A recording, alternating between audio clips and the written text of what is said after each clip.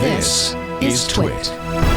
Netflix, for the first time ever, has released information about viewing, which is a big deal.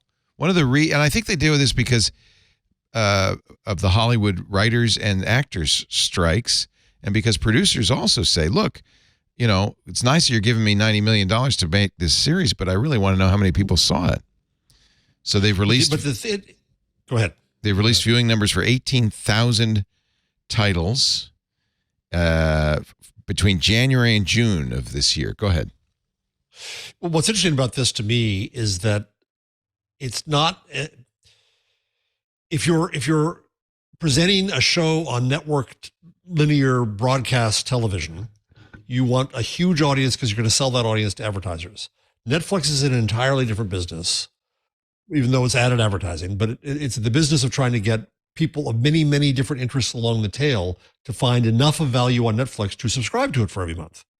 So the largest show is A, going to be much smaller than anything that was on broadcast, and B, that isn't as important.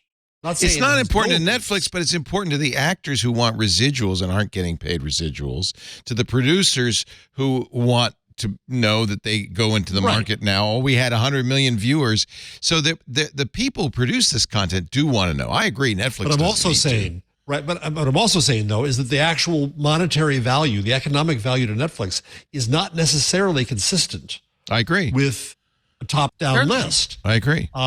And because it may be something that's smaller, but really addicts people, and they're your most loyal customers, you don't have to, pay that market to get them to renew, then the size of the audience doesn't matter. And I think this is what I really want to work on after the Atlanta Type book, is this question about scale and mass. We still have this assumption of it from the old broadcast days and mass media print days, where big was all that mattered. That's just not true now. Well, the good news is they don't release numbers in the same way that we're used to seeing numbers for TV shows. How many families watched, or what the ratings were, the share. The biggest title on Netflix in the first half of the year was The Night Agent, which I do recommend. Great show. I was about to say, have you guys heard of this? I hadn't even heard of this. No, I had not heard of it. Nope. Oh, it's good. You like it, Leo? Yeah. You were one of those hours? I was one of the 812 million hours of viewing.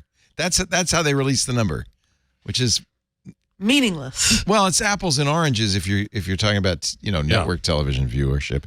Season 2 of a show I have not heard of, Ginny and Georgia, was second. Have you guys heard of Ginny and Georgia? Nope. But this is what Jeff was saying, is that the Netflix is based on quantity. A tail. Right? Yeah. 665 million hours. The Korean drama The Glory was third. Never heard of that. I will say one thing that is very interesting about this is they say about 55% of viewing overall was for like originals, Netflix originals, and 45% was for licensed shows and films. Suits dominated the streaming charts for most of the summer and fall and had a combined about 600 million hours of viewing worldwide on Netflix, which is fascinating to me because I noticed this. I didn't watch Suits, but it suddenly seemed like everyone I knew this fall was watching Suits. Yeah, which is weird because it's an older show. Was that because of The Princess? No, it's because I asked some friends and they said it was just the first thing on Netflix, like every single day for a month. Yeah, it was up at the top. I think it was initially because of Meghan Markle. I tried, but I don't like network television. I clicked. I watched the first. I think I watched an episode. Oh, this is how he buys stuff on Instagram. He's a sop. He's a clicker. Yeah, I'm a clicker. Don't click. So by the way, the number 4 show, which I did like a lot, was called Wednesday. You remember that? That was a great show. 500 million hours of viewing. Not as much as Suits. Is that the Wednesday Addams one? Yeah. Oh, okay. Not the third day of the week. Listen, I thought maybe they really went in a deep dive about the third day of the week. Bridgerton, Queen Charlotte was 5th. You, season 4, was 6th. I didn't watch a single thing on this list until you get down to Diplomat. Isn't that interesting? Diplomat was very good. I haven't seen a single thing. Oh, wait, no. I saw Love is Blind season 4. Other than that, I've seen nothing on this list. Is that a reality show where you have to date somebody without seeing them?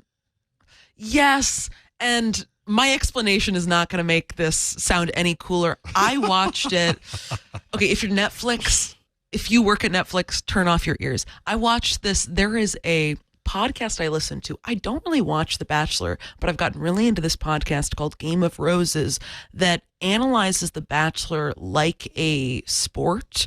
They specifically like try to moneyball it. Even though you don't watch The Bachelor, No, I don't. listen to But the I'm analysis. fascinated by these people analyzing the episodes and analyzing reality TV as a genre in the same way that, like, you know, popular American sports are. And one of the hosts did a breakdown on their Patreon of Love is Blind season 4, kind of Mystery Science Theater 3000 style, where it's like picture in picture, and he kept stopping it to comment on the different plays. I mean, part of being on reality TV is figuring out how to play the game correctly to both appeal to the audience that's watching, but then also make smart moves with the producers. So I watched Love is Blind season 4, but not on Netflix. I watched it on a weird Patreon Mystery Science Theater 3000 stream. I don't know if they get credit for that. They don't. They don't. That's hysterical. Don't stop at Netflix. Yeah. Hey, I'm Rod Pyle, editor-in-chief of Ad Astra Magazine, and each week I join with my co-host to bring you This Week in Space, the latest and greatest news from the final frontier.